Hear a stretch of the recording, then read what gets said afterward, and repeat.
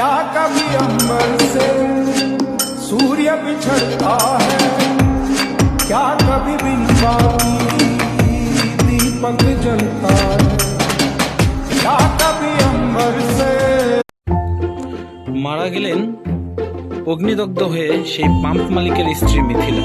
হসপিটালে চিকিৎসাধীন অবস্থায় মৃত্যুবরণ করেন মিথিলা। গতকাল আনুমানিক বিকেল 3টা থেকে 3:30 নাগাদ চিকিৎসাধীন অবস্থায় মৃত্যুবরণ করেন।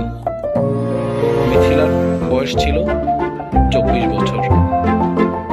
স্থানীয় সূত্রে জানা যায় 12 তারিখে পয়লা রমজানে তারা ইফতার আয়োজন করেছিল পাম্পের ভিতরে। সেই সুবাদেই তার স্ত্রীকে নিয়ে এসেছিল ইফতার ও সেহরি রান্না করার জন্য। ইফতারের আগ মুহূর্তে তারা বেশ